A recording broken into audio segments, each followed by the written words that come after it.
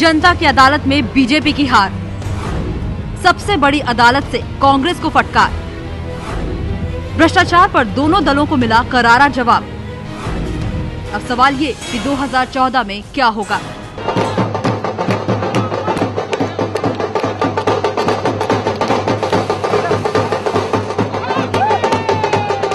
कर्नाटक के नतीजों से कांग्रेसियों के चेहरे खिले, लेकिन जीत की खुशी को हवा होने में घंटे भी नहीं बीते।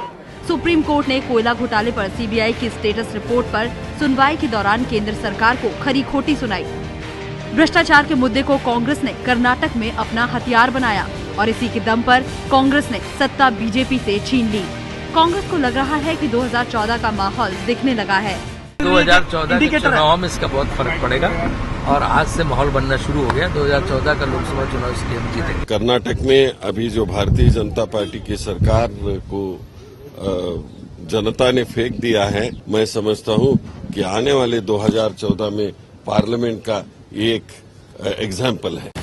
लेकिन कर्नाटक में बीजेपी की कुर्सी भ्रष्टाचार की भेंट चढ़ी तो इसी भ्रष्टाचार के सवाल पर देश की सबसे बड़ी अदालत से कांग्रेस को भी झटका लगा।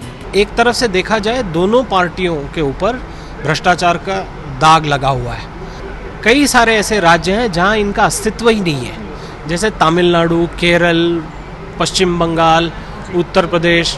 तो ये सारे मुद्दे वहां पर उभरेंगे और एक कैलकुलस अलग होता है नेशनल पुलिस का।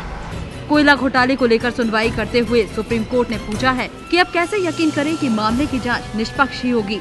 जांच हुई ही नहीं है, सिर्फ केस दर्ज किया गया है। ऐसा लगता है कि रिपोर्ट का भाव ही बदल दिया गया है। जिन्होंने स्टेटस रिपोर्ट देखी और उसमें बदलाव सजेस्ट किए और जिसमें सीबीआई ने बदलाव करे, उन पर अपनी आपत्ति व्यक्त करी और बोला कि ये बिल्कुल गैर कानूनी है। कोयला घोटाले की रिपोर्ट को लेकर ऐसी टिप्पणी सरकार के लिए संकट है।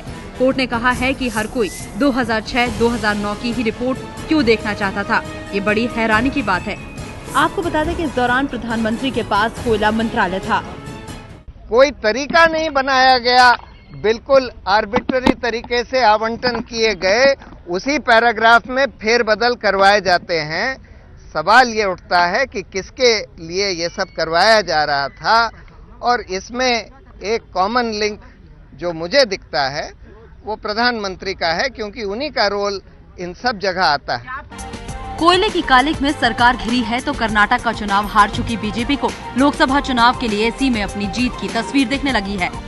कर्नाटक की खुशी कांग्रेस न मनाए, क्योंकि अभी मध्य प्रदेश, छत्तीसगढ़ और राजस्थान के विधानसभा के चुनाव बाकी हैं और अभी लोकसभा का चुनाव बाकी है। जनता उनको धूल चटाएगी।